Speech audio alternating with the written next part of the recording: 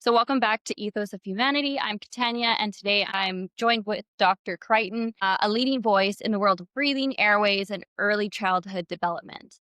Her work bridges dentistry, functional breathing, and the growing evidence behind how a child's jaw, teeth, and airways shape their overall health.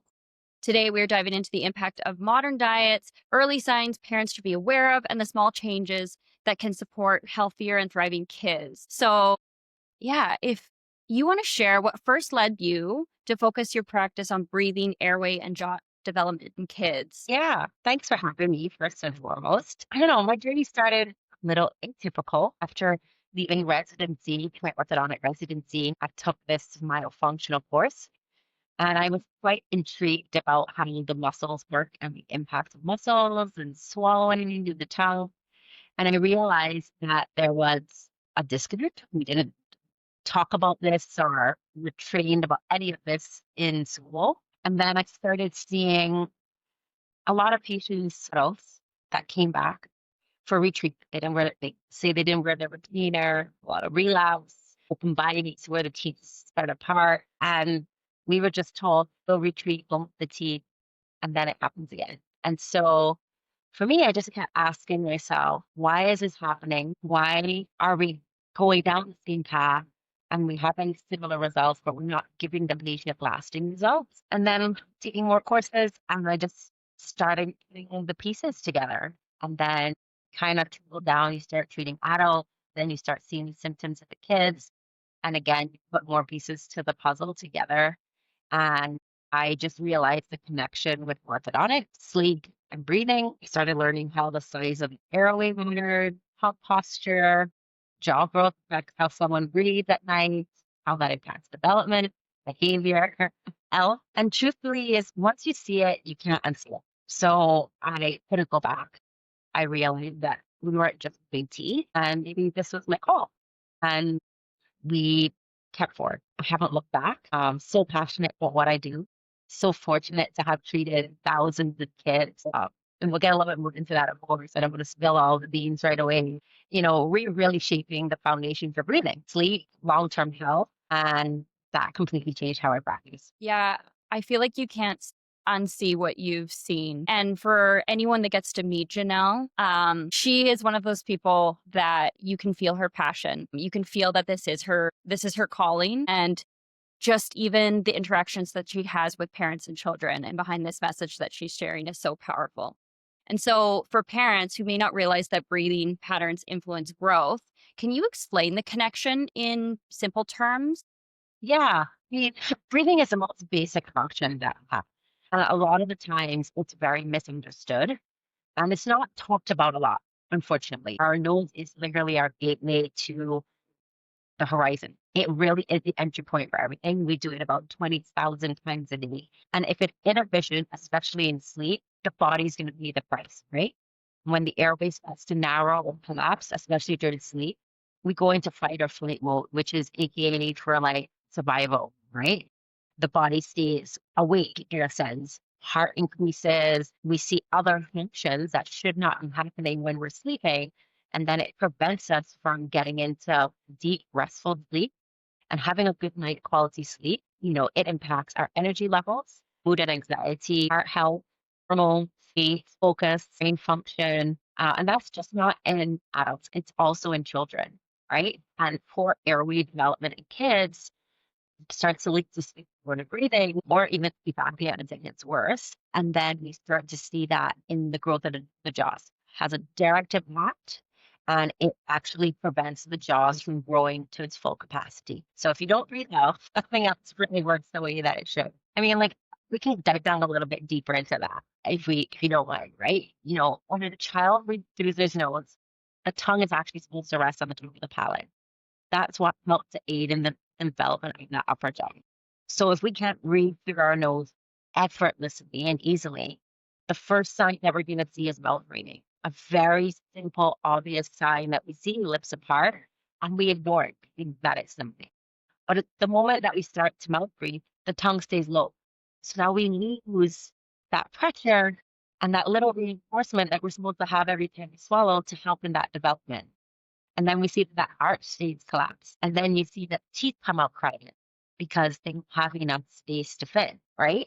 And then time again, crowded teeth. And then it starts to affect how the face looks. It starts to look narrow and long. And then if you go further back into the face, it affects the airway.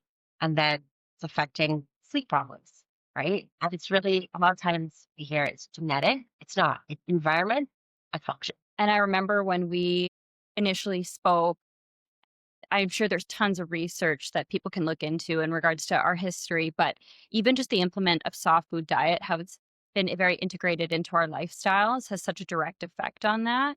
And so even as you're talking, I'm thinking about, you know, we've always known that if you chew, if you continue the motion of chewing, like it aids to the start of digestion. And so when you think about how it has direct effect on everything else, including the growth of the actual jaw itself, you just realize that over time, if that's not done properly, it's a very quick and fast moving thing that happens, if it's not addressed as soon as possible. Yeah, I mean, I sometimes get these comments of parents that every kid in our generation now needs braces. And it's true. Like if you talk about the evolution of where we came from, we don't roam the land anymore, right? We don't farm or eat food.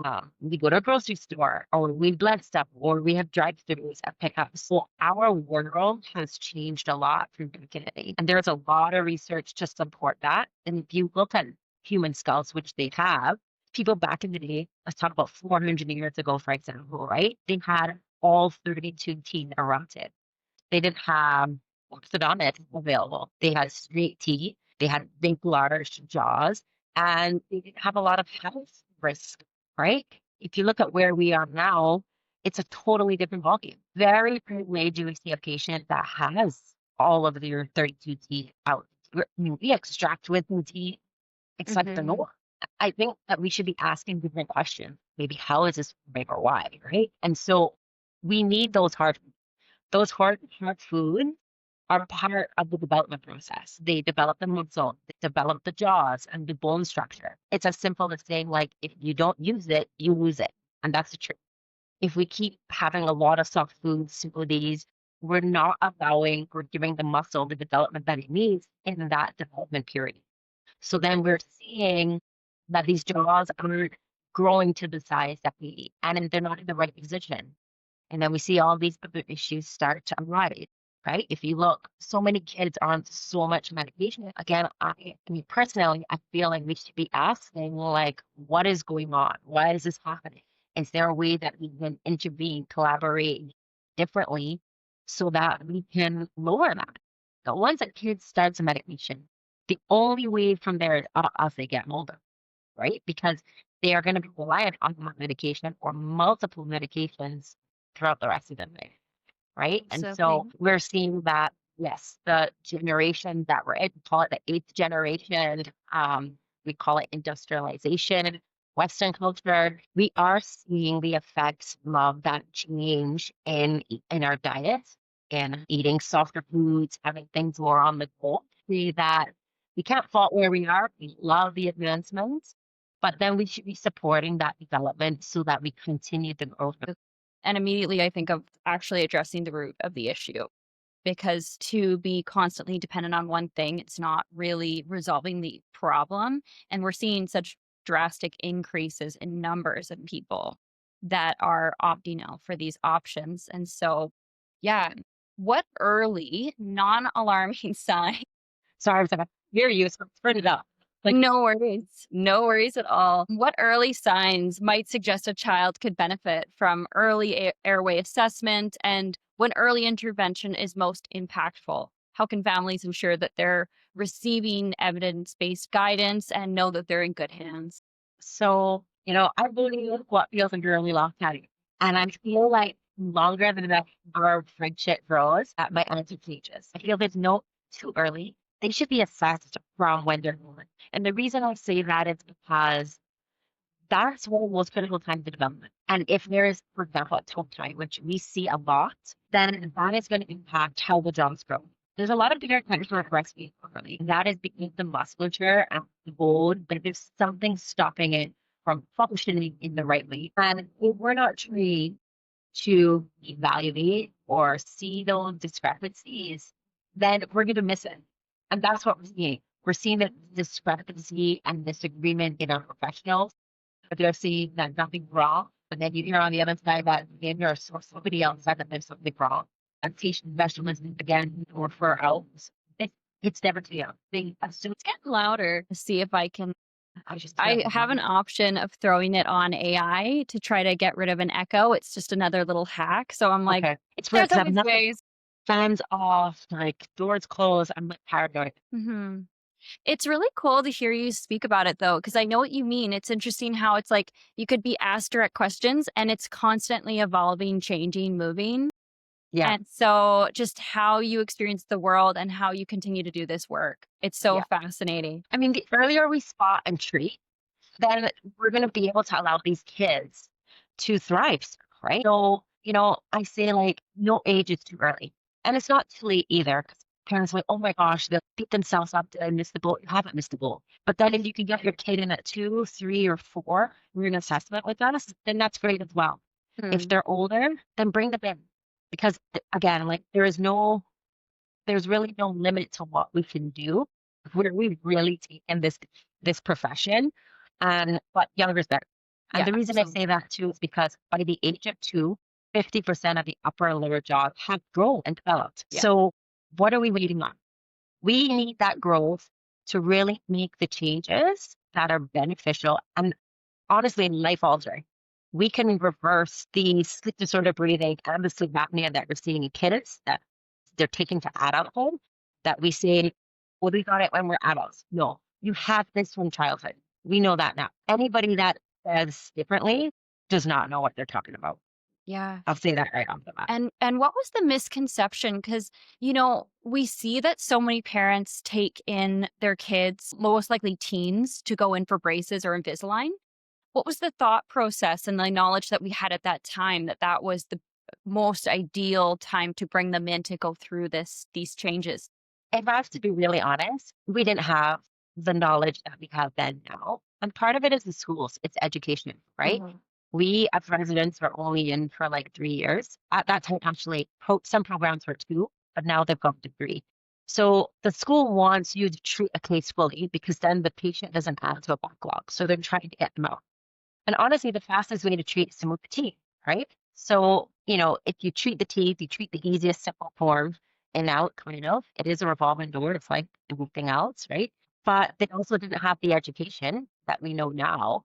And programs are not going to really change. It's going to take a while before they change their educational setup. And so, yeah, I mean, we're not taught that in residency at all. So we were always taught treat when all the teeth are out because it's more efficient, it's more effective, and you treat according to where that owns. So if you have a 1-car garage and 3 cars, you're going to extract teeth. If you have 3-car garage and you have all the teeth there, then you're going to align them, right? So we were just treated to be more efficient. And I always thought too, perhaps because teenagers maybe have the ability to follow like the maybe sets of rules, protocols, but even just seeing in the work that you're doing, there's a lot of young kids that adapt to it quite easily and it becomes part of their routine and can stay on top of it, give them a sense of responsibility as they go through this too. Yeah. And when they start breathing better and they start sleeping better, their behavior is different. They become such a different kid. They can adapt to anything. And it's true. Kids are moldable.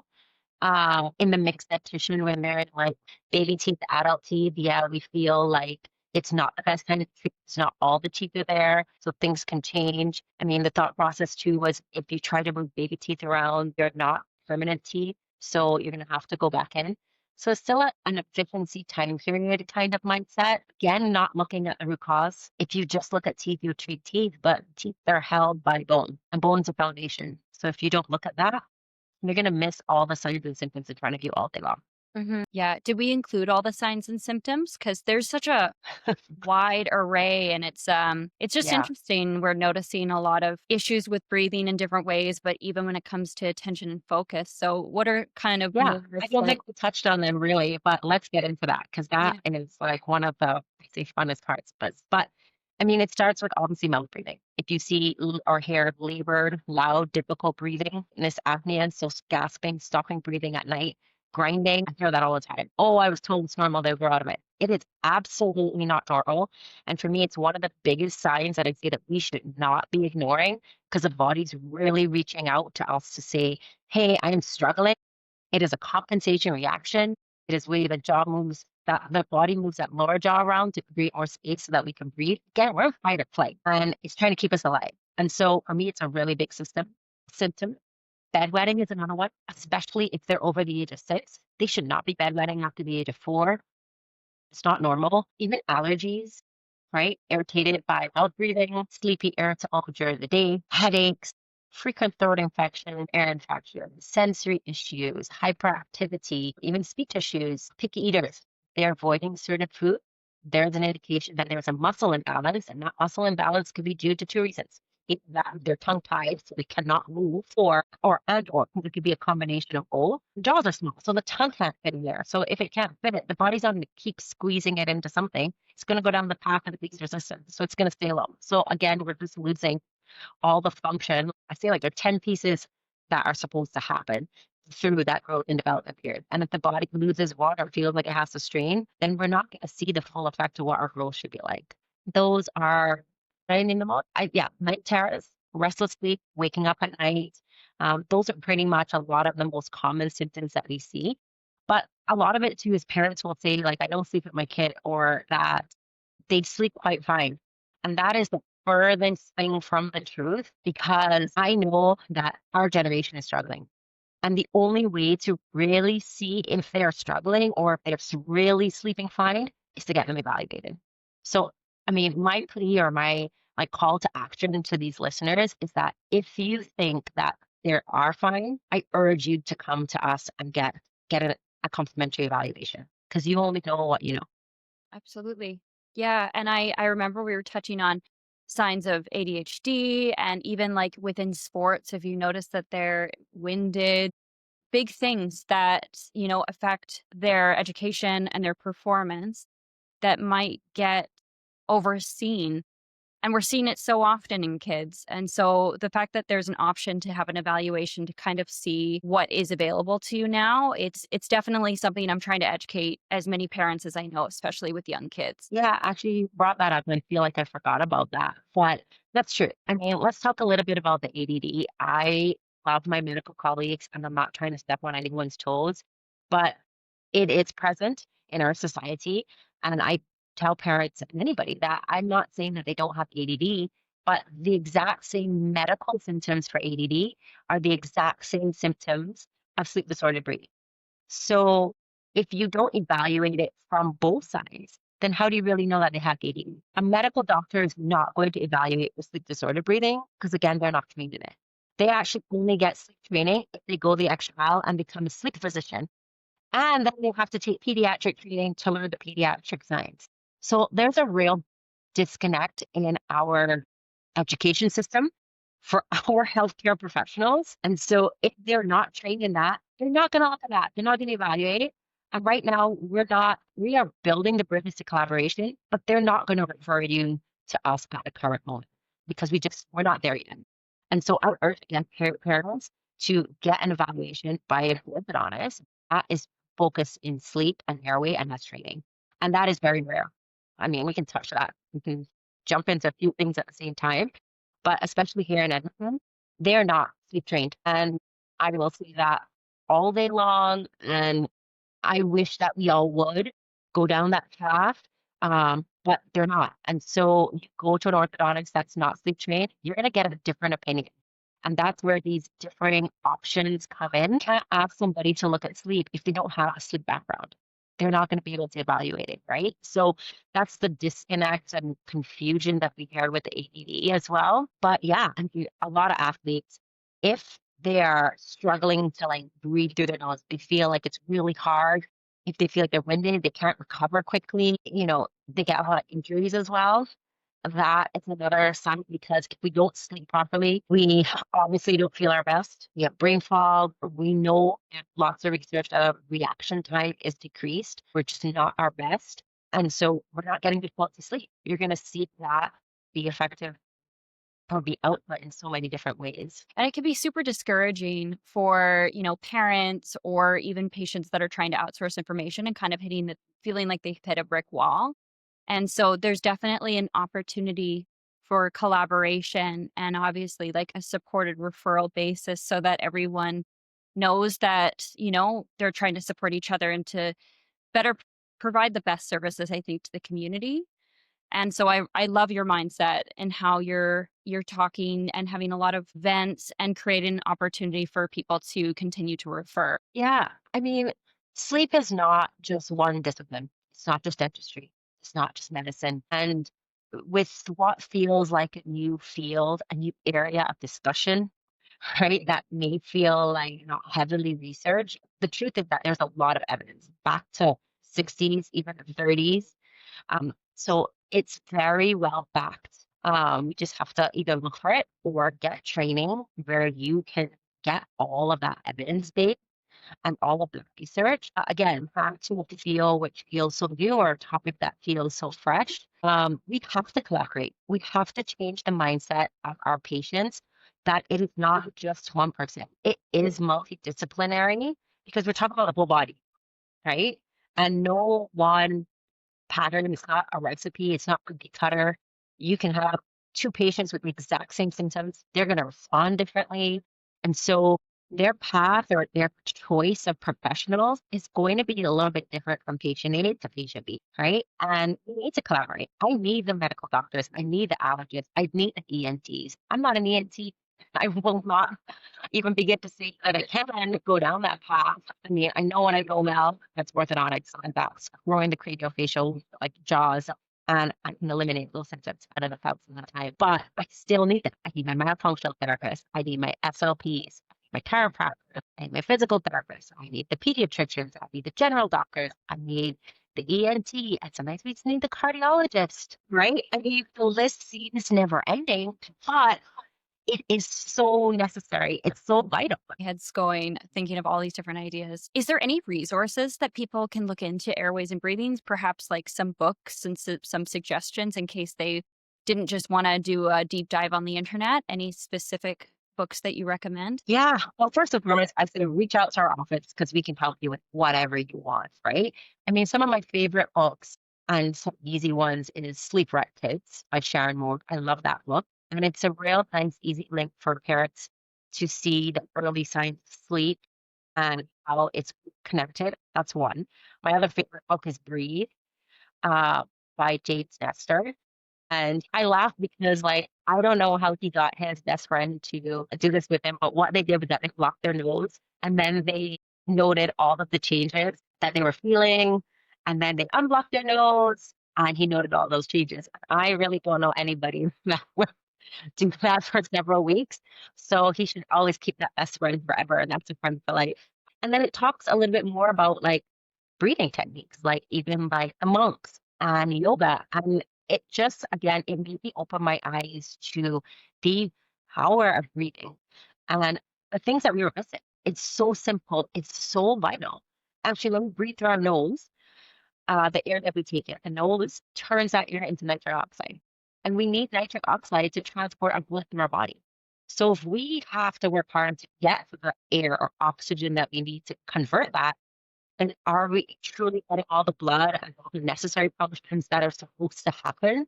No, we're putting our body into like a compromised state, right? So again, another easy book. I mean, you could read that any section of that book. That's one of my other favorite ones. And for a little bit more on the medical side or maybe the dental side, there's a book called Gas. And that one talks a little bit about breathing and the dental relationship. Again, short, easy book. Those are my three top favorite books. Yeah. Yeah. And it just goes back to as much as we've evolved as a species when it comes to innovation and technology, fundamentally we have not changed that much. So it feels like a lot of your work is like a re-education, or I like to sometimes say almost a reverse engineer, because it's like we just have to go back to the basics again. Yeah. I mean, we are so ingrained that it's A, B, C, D, right? And you're right. In a way, we haven't changed as species, but we're so habitual. We're almost an automation, right? because we know A plus B plus C, we get in our car, we do this, we go eat, we eat some fast food, or we cook for something easy to grab and go. It's become our everyday. It really is re-education for something that was never talked about.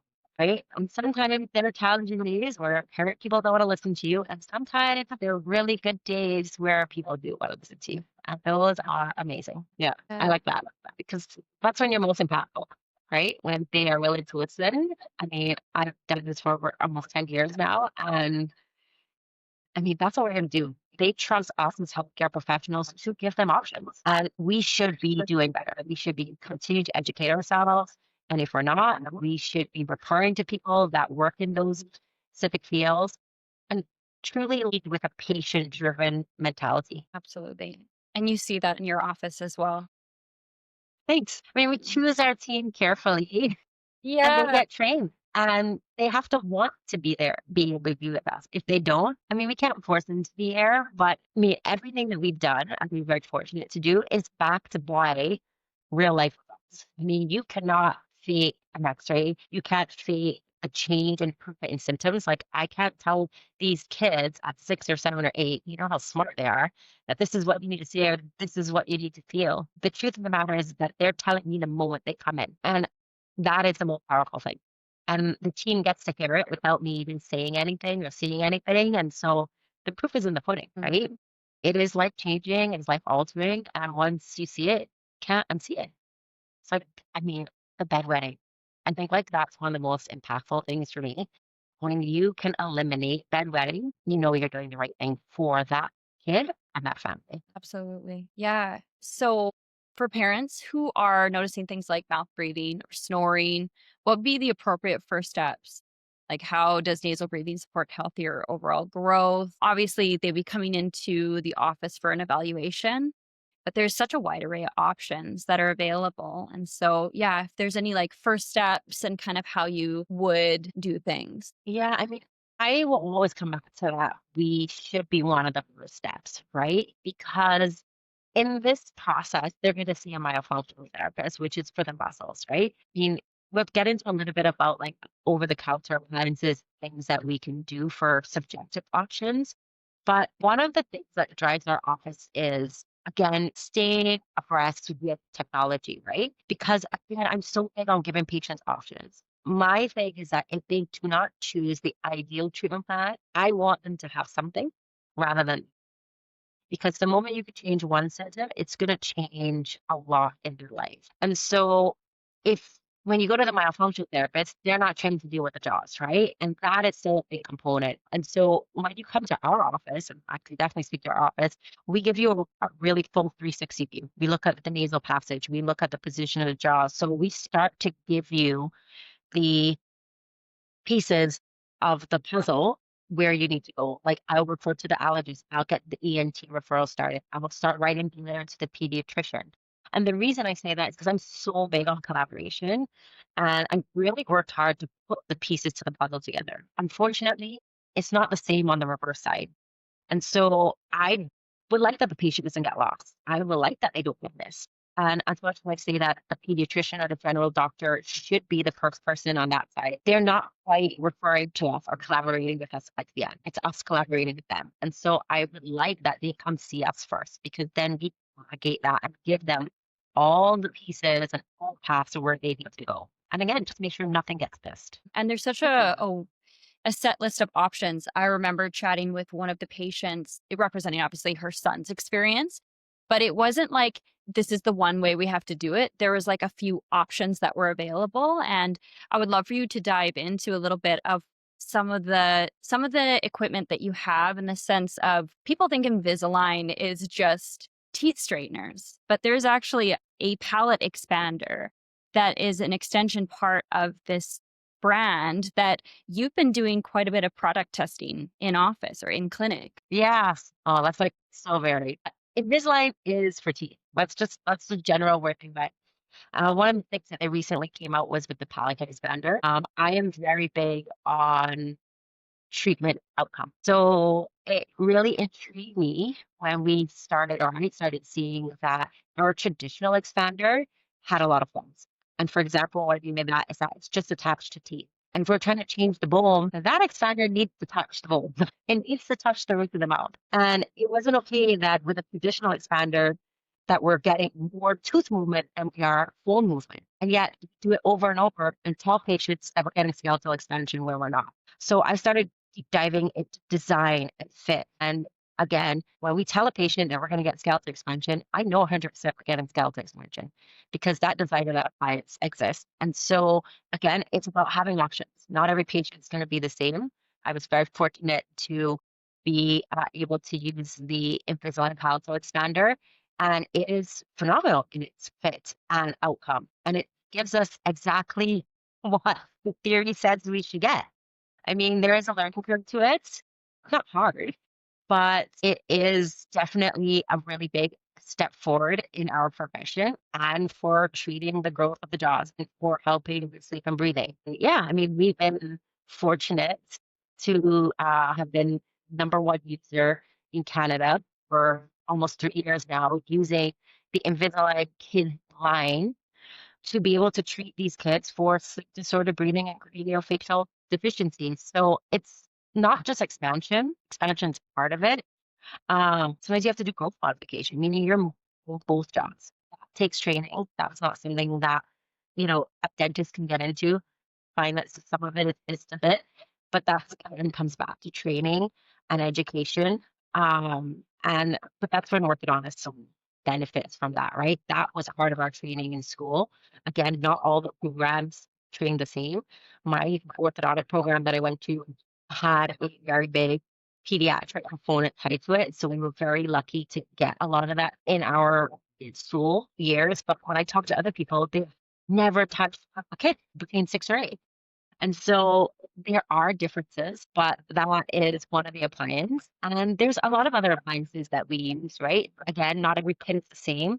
And that is what I love about us. That is what the time and our experience has given us, is the ability to have options for each kid that are going to work for them and be able to hold to that. And know parents know that they have the comfort of knowing that we're going to do everything to make that other side when they go home as easy and comfortable as possible. Because it's not just a one size fit all.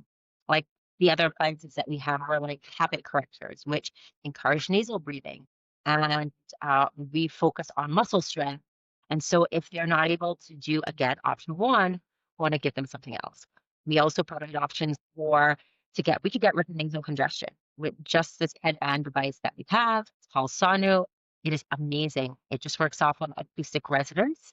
So there's a little vibration. It's very relaxing. You use a FDA approved, out of Stanford. Again, you can just have that. We also have our sore treatment, right? So again, non-invasive, a 20-minute procedure, right? Which opens up the back of the airway and you're done. And you know, right? So again, there are options for patients if for whatever reason they cannot choose option one, or it may not be something that they could do at this time.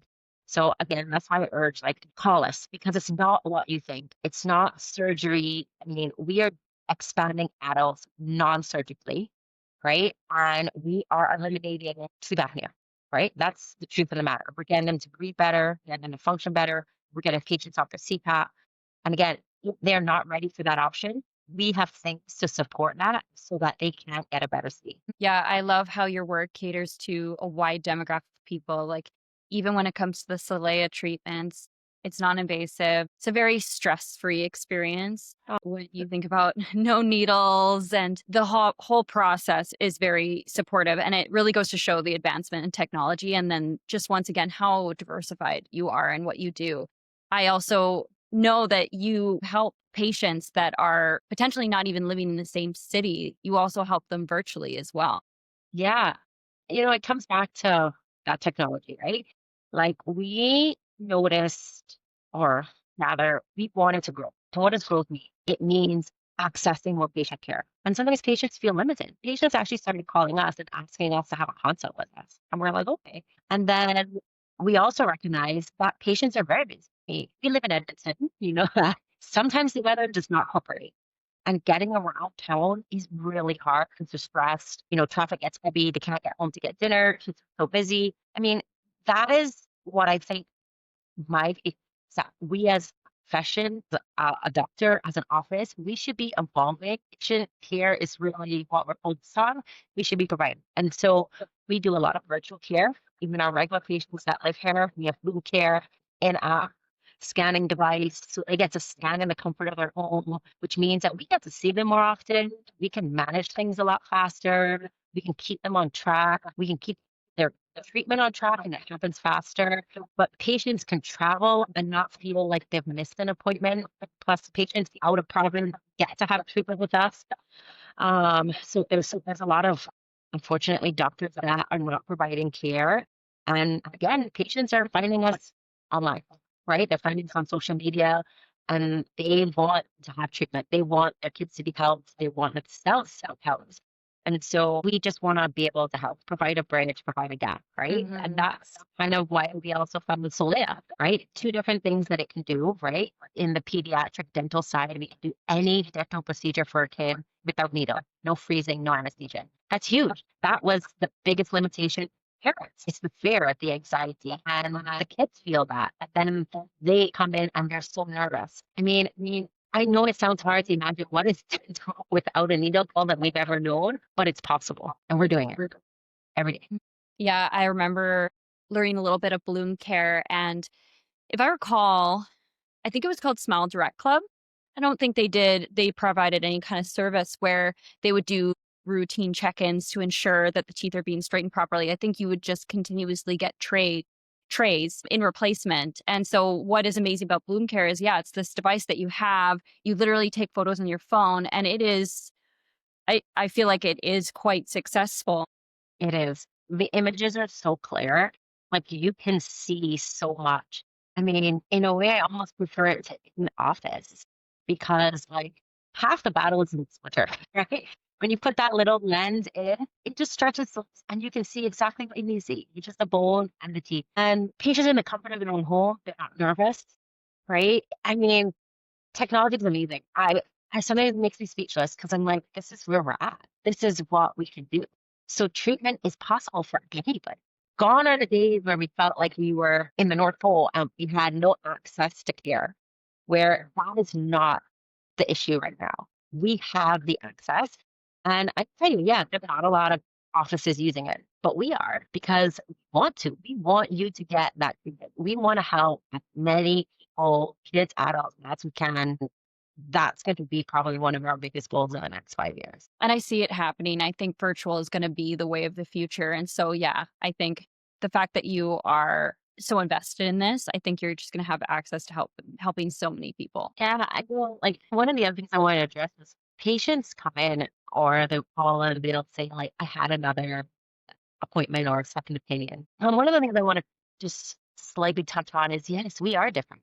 And in the beginning, they don't really see all of the things that we offer. They think, oh, if those are all the same, we're comparing apples to apples, but it's really different. You're comparing orthodontics with no sleep training to an orthodontist with sleep training. That's the first like misconception, right? Second is that, well, they gave me this price, so why is your price different? Well, we're treating something different. Plus, we're also giving you more tools, right? Those are the two biggest myths, like I would say, that are there, right? And yeah, there has to be a cost to anybody's education and knowledge. That's what we pay for. That's why we go to people. But we, again, don't want people to feel limited. We don't want them to feel like they're trapped. And we really need to understand what is happening. What is the root cause? Why are these things happening? I just don't enjoy spending a second or a third round of money on orthodontics. It's happening because the muscle's not stable. Our jaws are small. We haven't fixed the problem. We just keep moving the teeth. It's like taking a Christmas gift and you just keep rewrapping it every year and not replacing the chocolate that you ate out of it. Yeah. Yeah. Yeah. It's so interesting. I think about every single, appointment I have. I really appreciate the educational piece when I'm in it so I can understand fully and appreciate it. Not like I don't, but I always feel like it's good to know more about myself and kind of know the extensive amount of like what exactly you're doing in and around an appointment. It reaffirms a lot and it builds that trust. Yeah, well, we try to do that as best as we can. We do.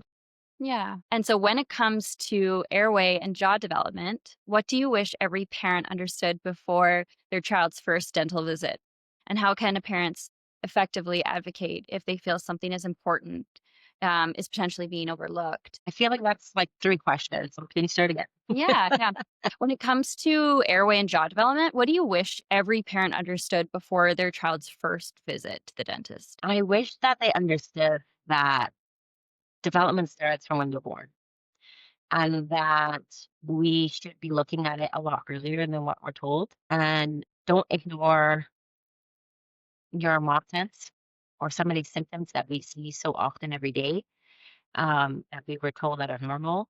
I mean, there's so much research, there's so much access to information. Don't stop looking. There are a lot more of us that are getting trained. So finding more like-minded people that are knowledgeable will become a little bit easier. And I guess mostly, I'm sorry, I wish that we recognize what we recognize now, early, because I watch these kids and knowing when I've seen them change their behavior and they're not bratty or emotional or bullying or angry, I think about like years ago, like how we grew up, or the kids that I started to treat when I was in dentistry before I went into ortho. And I'm like, how many kids did we miss? How many kids could we have helped? Right. So I just wish, I'm sorry that we didn't recognize it sooner and that do not wait. Get an assessment as early as you can. What's the second part to that? Yeah. How can parents effectively advocate if they feel like something is important but being overlooked? Don't give up.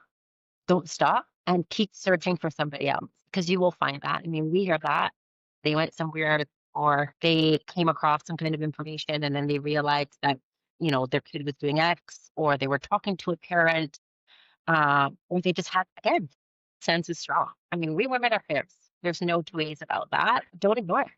I again, patients that said that they knew that something was not right, and they just, I mean, it's tough sometimes to keep going to practitioner after practitioner, but you will find the right specialist or colleague that is meant to deal with the symptoms or the issues or the concerns that you have. And then, if you could shift one major cultural belief around children's airways and jaw development, what would it be? If I could shift, I would say that life is no longer what we do it to be. And so we should not expect that a mouth or a body, how we react, hold, and respond should be the same. And as we are open to changing our phones and driving new cars, even electric new ideas, we should be open to the changes that are coming in our healthcare. And so I just ask that they have an open mind, an open heart. And when they get information, they receive it and look at it objectively, right? When parents ask me for research, I give them all the literature that they want, right? If a parent doesn't ask me, I'm not going to bombard them with it because it is a lot of new information. It can be very overwhelming. Uh, but when they come to our exam, I tell them, like, I'm going to change your thought process. It'll blow your mind and obey.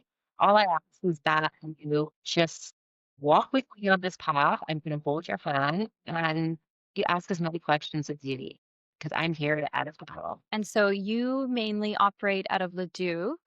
You have Bloom as well as your pediatric department called Sprout. We can access Oh, you virtually. I Yeah. can hear you. Can you hear me okay? Yeah. Yeah. Yeah. I was just saying, so you operate out of Leduc, and so you have Bloom as well as your pediatric department called Sprout, and we can also provide information in regards to connecting with you virtually. Is there any last words that you want to share? I think just thanks.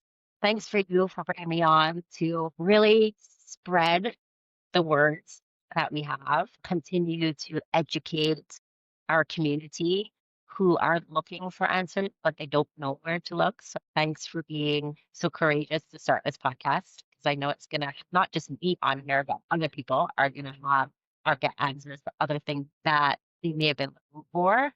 And don't wait, get evaluation. It's painless, it's effortless, but you only know what you know. And you're not going to be able to see what's happening underneath the skin unless you get evaluated. Thank you for coming on, and I hope we can follow up at a later point. Thank you so much for having me. I appreciate it.